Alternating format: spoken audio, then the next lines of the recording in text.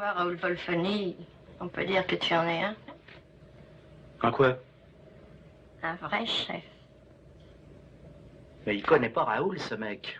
Il va avoir un réveil pénible. J'ai voulu être diplomate à cause de vous tous, éviter que le sang coule, mais maintenant c'est fini. Je vais le travailler en férocité, faire marcher à coups de latte. À ma pogne, je veux le voir. Et je vous promets qu'il demandera pardon. Et on garde à vous.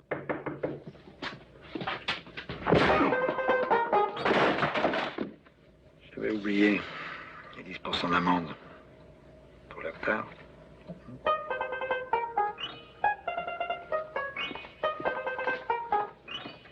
Il a osé me frapper. Il se rend pas compte. Bonsoir à toutes et à tous. Une intervention un peu spéciale de votre serviteur, le professeur Xavier. Je viens de voir le débrief après le match du Paris Saint-Germain, habitant moi-même d'ailleurs sur la région parisienne, et l'interview un peu complètement ubuesque entre Margot Dumont et Luis Enrique, que je mettrai d'ailleurs après à la suite de la vidéo, enfin de mon intervention, mais mon sentiment, mon opinion, en me disant mais est-ce que c'est réel ou est-ce que j'ai rêvé? Et lui a posé une question par rapport au fait qu'Ousmane Dembélé n'allait pas jouer. Il a fait d'accord, non, si. Elle lui demande s'il va réintégrer le groupe. No que más, no comprende. Et avant d'arriver à l'autre intervention, on sait que Margot Dumont est une ancienne footballeuse, qu'elle a joué à Lyon, qu'elle a un parcours de joueuse professionnelle. On ne pense pas que le Sénégal on ne peut pas imaginer qu'il soit misogyne parce que c'est pas le propos, mais elle lui demande est-ce que d'un point de vue tactique, est-ce qu'il y a des réponses, est-ce qu'il y a une certaine réponse à apporter sur sa façon un petit peu rigide, une consigne tactique, et qu'est-ce qu'il a manqué aujourd'hui? Et il lui répond, ce sera juste après, non, je ne veux pas parler tactique avec vous, vous ne pourrez pas la comprendre. Et là, on a quand même sur le plateau Canal Football Club, je vais même exprimer parce que je suis pas choqué, mais je suis abasourdi par ce type de réponse que même Samir Nasri, surtout David Ginola, ancien joueur du PSG, ancien grande légende du Paris Saint-Germain, c'est un total mépris, c'est complètement incroyable, et c'est par rapport aux fans, aux supporters de ce club, c'est un manque de respect, c'est un mépris, c'est de la condescendance, on ne peut pas comprendre. Mais Hervé Matou nous dit, a clairement dit, en gros, on est trop bête pour comprendre. Je vous enverrai les 4 minutes après sur le Canal Football Club, parce que, enfin, je sais pas, moi je suis parti du Paris Saint-Germain, je me dis, mais ce gars-là, en fait, il a craqué psychologiquement. Enfin, je pense qu'il a pris une notion de football avec Arteta, qui est le disciple de Guardiola, puis à un moment donné, tout le monde ne peut pas jouer comme Guardiola parce qu'il a l'effectif du Bayern, l'effectif du City, excusez-moi, et il a entraîné avant le Bayern de Munich, et avant Barcelone, donc il peut faire un jeu de position, de possession, d'enroulement de passe, avec un plan de jeu, on repart du début avec le gardien, les centraux, les latéraux. On part on est sur la possession de balle et une ressortie de balle, mais que personne ne peut faire. Enfin, peu de gens peuvent le faire. Et le gars, il est d'un tel mépris. Je mets à la place des supporters du PSG et des joueurs et des joueuses, des joueuses, parce que Margot Dumont est aussi une ancienne footballeuse professionnelle, et je me dis, mais pour l'avoir croisé d'ailleurs à la Espenon il y a 4-5 ans, qui est toute gentille, toute sympa, un peu dans son. Voilà, qui est juste en train de faire son boulot, son job, quoi. Et là, je me dis, mais j'étais obligé de réagir parce que je trouve ça complètement absurde. C'est ubuesque. Bon, voilà. Bon, c'était une intervention comme ça sur une vidéo un peu improbable, avec un cadre. Il y a la bibliothèque. J'ai éclusé quelques chopines, mais je me sens bien. Et en tout cas, j'ai vu un très très beau récital footballistique du Borussia Dortmund. Ça me fait plaisir.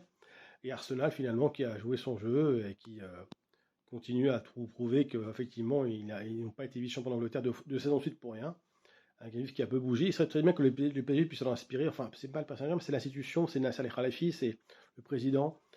C'est toute cette clique, en fait, on ne comprend pas. Quand je vois Brest qui a mis 4-0 à Chungras, je me dis, on a vu un peu le jeu ce soir et du football. Je vois la place des joueurs, je me dis, bon courage. Dembélé, il a été puni, en fait, et il était en tribune parce qu'il a mal parlé ou il a parlé tactique.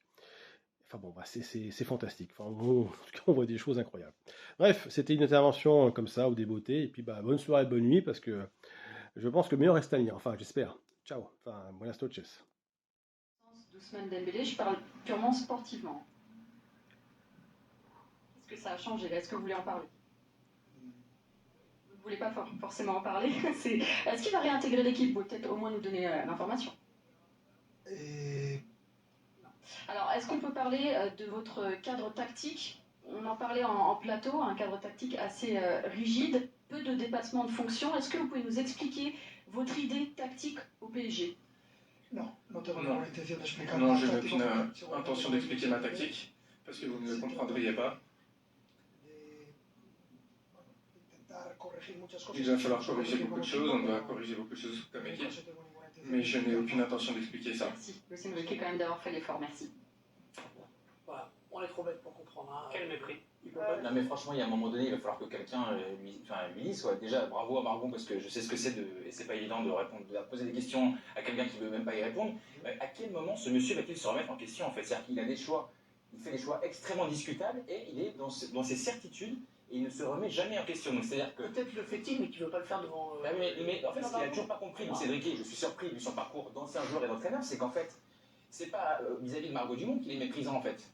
Il l'est, mais en fait, il est vis-à-vis des gens qui payent un abonnement par des Princes, qui éventuellement se sont déplacés en pleine semaine pour aller à Londres, et ceux qui éventuellement payent aussi le diffuseur Canal+ pour regarder les matchs de son équipe. Et dans les choix sont insupportables. Mais je pense qu'a priori, il est avec lui. C'est celui qui l'emploie. Non, pour lui en fait... C'est le président. Le président, il faut qu'il ait suffisamment de poids pour pouvoir dire à un moment donné à son entraîneur, écoute, jusque-là, je te suis,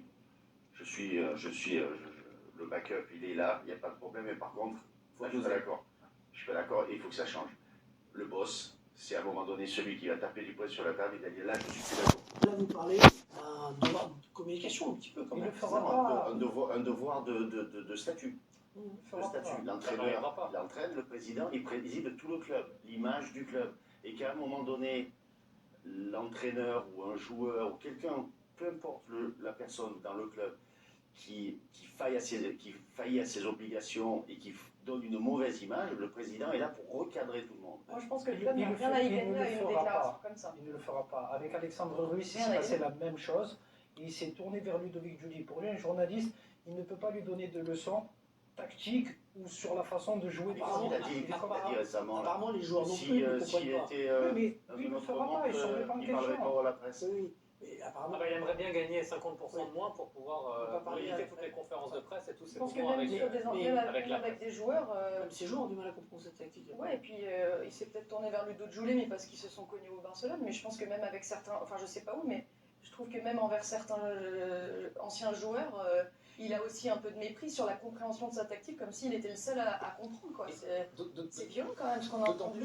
D'autant plus qu'en fait, c'est pas quelqu'un qui n'aime pas communiquer, Luis Enrique. Parce qu'à la limite, il y a des entraîneurs dont c'est pas la spécialité, qui sont pas très à l'aise, etc. Mais lui, il adore ça, puisque c'est-à-dire que c'est quand même le seul entraîneur qui fait des tweets. C'est un entraîneur sur lequel il y a un documentaire, donc à la limite, il n'aimait pas ça du tout. Moi, je peux comprendre, parce que timide, parce que etc. Même pas les mauvais antinomiques avec le métier d'entraîneur. Mais lui, en fait, c'est simplement un mépris. Il ne supporte pas l'idée que quelqu'un puisse, et à fortiori un journaliste, puisse éventuellement poser des questions qui n'aillent pas dans son sens. Mais dans ces cas-là, il faut entraîner, mais c'est pas où, mais pas... Mais surtout que la question... la presse. Non, mais là où tu as raison, ce sont des bonnes questions si elles... Mais la question, c'est pas pour Margot Dumont, c'est pour nous. Donc je comprends pourquoi il veut pas y répondre. Enfin, c'est un délire, c'est pas... Parce qu'il veut pas parler de... Il a pas envie de se justifier. De justifier sur quoi? Mais il y a des gens qui ont fait du foot qui regardent les matchs. Oui, mais lui, il veut pas se justifier. Bah ouais, bah... Allez, on va faire dessus. Avec pas forcément de performance. On a vu les stats de Barcola. Décision de mettre Ousmane Dembélé dans la tribune sur la feuille de match. Non, mais à un moment donné, il faut faire face aux responsabilités et pas dénigrer justement le jeu. Parce que le Paris Saint-Germain aujourd'hui, il y a des gens qui attendent beaucoup, il y a des supporters, il y a des fans, il y a des gens qui veulent des résultats. Et je pense que ne serait-ce que par respect pour eux, tu te dois d'avoir une attitude noble. Et cette noblesse-là, ben, je ne la vois pas trop en fait. Mercredi dernier, quand je suis arrivé, nous dérivions et le navire faisait haute toute part. Monsieur au téléphone. Un appel de Montauban. L'interlocuteur me semble, comment dirais-je, un peu rustique. Le genre agricole. Allô, oui? Oui, c'est moi. Ça va. Alors? Hein? Oui. Oui, bah si je suis pas rentré vendredi, c'est que je n'ai pas pu. Eh ben je ne sais pas, moi. 8 jours, peut-être 15. Eh ben, il n'y a qu'à faire le nécessaire. Non, enfin, c'est quand même formidable, mon Dieu. À chaque fois que je m'absente, c'est toujours pareil, il faut toujours qu'il y ait des histoires. Eh ben, démerdez-vous. Tu sais pas ce qui me rappelle? Cette espèce de drôlerie qu'on buvait dans une petite tôle de biennois, pas tellement loin de Saigon. Les volets rouges. Et la taulière. Une blonde comaque. Comment qu'elle s'appelait, nom de Dieu? Lulu la Nantaise. T'as connu? J'ai trouvé un goût de pomme. Il y en a. Ben, c'est devant chez elle que Lucien le Cheval s'est fait dessouder. Et par qui? Hein? Ben là, j'ai plus ma tête. Par Teddy de Montréal. Un fondu qui travaillait qu'à la dynamite.